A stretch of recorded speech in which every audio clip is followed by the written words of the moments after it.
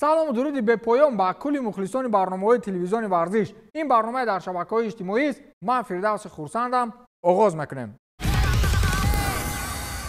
пеш аз оғози барнома як бори дигар такрор мекунам ки имсол Лигаи Аврупо аз Лигаи Чемпионҳо дида шадидтар сурат мегирад. Барселона, Атлетико, Аякс, Манчестер Юнайтед, лидери ҷадвали Премер-лигаи Англия Арсенал, шоҳи Лигаи Аврупо Севилия, хулас як маҳшар дастаҳое ки метавонанд бозиҳои зеботар нисбати дастаҳои Лигаи Чемпионҳо нишон диҳанд. ана акнун мегузарем ба тақдири талхи Барселона. ин чӣ хел мешавад? Порту дар Лигаи Чемпионҳо бозӣ кунад, Барселона не.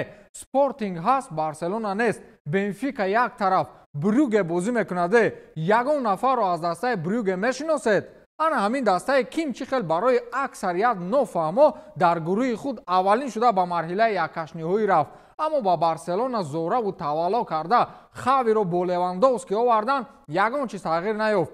Хави ҳанӯз 2 ҳафта пеш ҳис карда буд ки ояндаашон дар ин мусобиқа ба қавли шодравон Алоиддин Абдуллоев турбаст ва дақиқан бегоҳи гузашта хурду бузург донистанд ки кори каталониҳо дар ин мусобиқа тамом шуд. баъдии кор дар ин буд ки тақдири Барселона шаби гузашта аз худашон не, балки аз бозии Интер ва Виктория вобастагӣ дошт, вагарна аз дасти худашон ба истилоҳе ягон балло намеомад. Интер ҳанӯз пеш аз бозии Барселонаву Бавария умеди мухлисони каталониҳоро барбод дода буд. бозии муқобили Бавария ҳам барояшон он қадар хотирмон сипарӣ нагашт. дар умум Барса ҳамин сол кадом дастаи топро шикаст дод?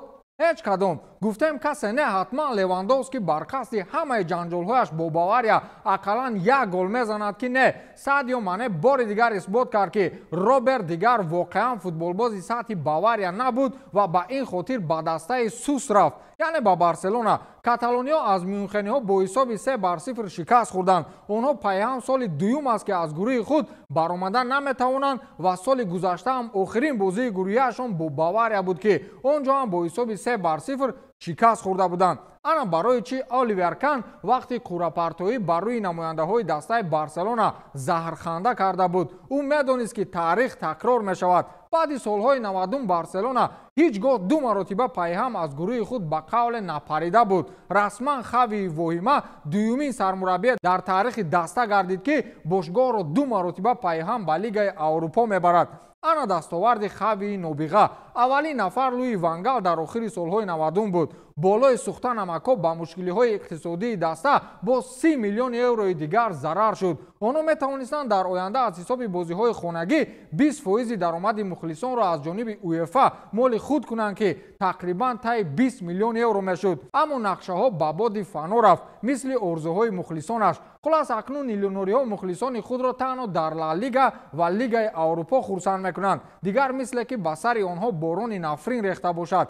Хави чӣ трансфере гуфт, Жоан Лапорта нони даҳони фарзандонашро зада харид. аммо натиҷаҳо ҳамон натиҷаҳои порина. шояд ягон ҷоду ва сере пеши роҳашонро гирифта бошад. барои ҳамин маслиҳат медиҳам дар мобайни майдони Камп Ноу хун кунанд. агар мол наёфтанд, Пикеро хун кунанд. ҷои сӯхташ нест. ҳам ҷоду шикаста мешавад, ҳам хати дифоъ беҳтар мегардад ва ҳам Тер Штеген ҷонаш медарояд, ҳам Шакира хурсанд. ин қадар савоб.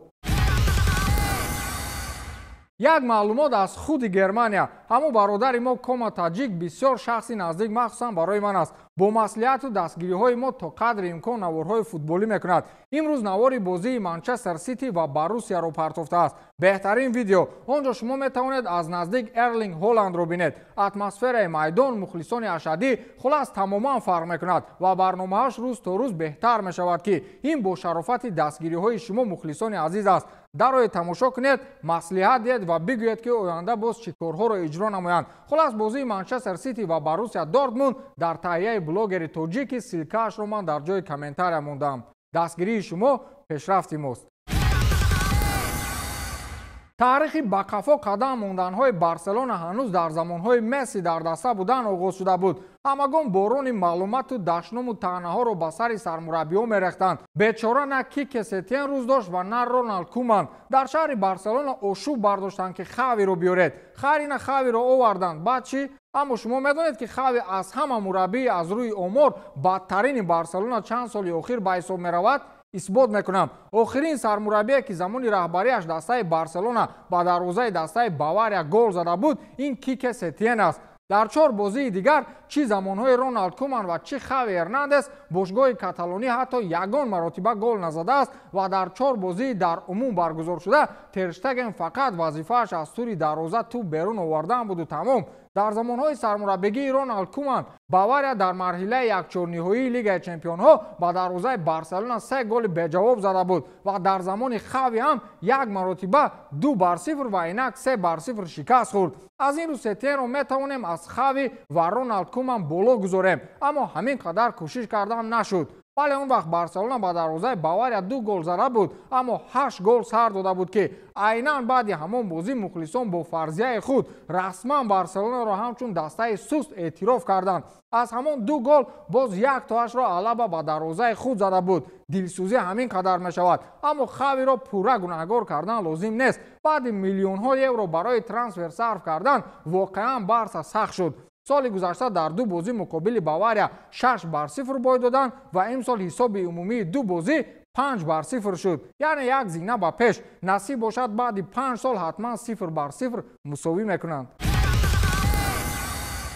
шояд камбудии дастаи Барса баъди таназзул ин буд ки дар баъзе мавридҳо махсусан дар масъалаҳои трансферӣ ба хости мухлисон ҳам гӯш медоданд. масалан омадани Хави аз хоҳиши мухлисони даста андаке вобастагӣ дошт. онҳо эътироз карданд ки касеро не маҳз Хавиро биёред. аз ин рӯ Жоан Лапорта ки бо шарофати овоздиҳии мухлисон нав ба сари қудрат омада буд, гапи онҳоро ба замин намонд. ана акнун боз ҳамин мухлисон 2 пой дар як мӯза зур доранд ки Мессиро баргардонед. махсусан дишаб дар бозӣ муқобили Бавария мухлисони дастаи Каталонӣ ба як овоз нидо доштанд ки Мессиро баргардонед. бо як садо исми Мессиро чун шеър ба забон овардан ин ишорае ба трансфери футболбози аргентинӣ буд ки дастаи Барселона нақшаи баргардондани ӯро тобистони соли оянда дорад. Месси соли 2021 ҳамчун агенти озод ба дастаи ПСЖ рафта буд ва тобистони соли оянда шартномааш бо ин даста тамом мешавад. аммо мухлисони бошгоҳи Барселона бояд як чизро дарк намоянд ки дигар ба парҳои шикастаи ин даста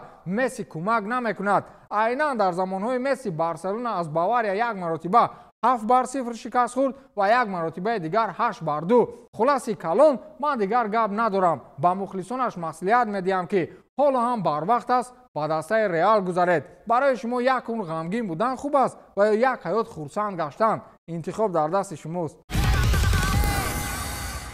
хайр Барселона маълум ки чанд соли охир ба вартаи нокомиҳо ғутидааст. о Атлетикоро чӣ бало зад? ин хел беақливу девонагӣ дар чунин бозии ҳассос чанд соли охир набуд. бозии дастаҳои Атлетико ва Байер ба ҳуштаки охирини довар оғоз шуд. бигӯем хато намекунем. вақте бо ҳисоби 2-2 ҳисоби бозӣ хотима ёфту, довари майдон ҳуштаки охиринро садо дод, мухлисон ба пуррагӣ умеди худро канданд ва ҳардуи дастаҳоро ба Лигаи Аврупо гусел намуданд. аммо маълум шуд ки баъди анҷоми бозӣ ҳатто Атлетико шонс дошт ки худро наҷот диҳад. доварони дар хонаи ВАР нишаста хабар доданд ки дар дохили ҷаримагоҳ футболбозони Байер бо даст бозӣ карданд ва довари майдон ҳам зуд назди монитори ВАР рафт ва тасдиқ кард ки бологиҳо ҳақанд ва ба дарвозаи Байер пеналти таъин сохт. ин охирин ва беҳтарин шонс барои мадридиҳо буд ки ҳатто мухлисон пеш аз пеналти хурсандиву шодӣ мекарданд.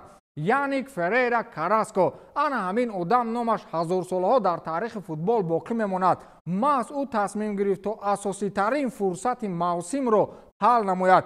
пеналтиро задан натавонист ва Лукаш Градецки дарвозаи худро аз гол эмин сохт. ҳатто баъди баргашти тӯб Саул имкон дошт, вале тири дарвоза зарбаи ӯро баргардонид. ҳатто Рейнилду имкони 100% пайдо кард, вале мутаассифона чандин сол пеш модаре барои Атлетико Караско зода буд. зарбаи Рейнилдуро Караско баргардонид. бадбахтии корам дар ҳамин аст ки баъди анҷоми бозӣ унвони беҳтарин футболбози рақобатро ба Караско доданд. ба кӯли бузургиҳош агар ман ба ҷои Симеоне мебудам, Караскоро мепарондам, баъд мекуштам.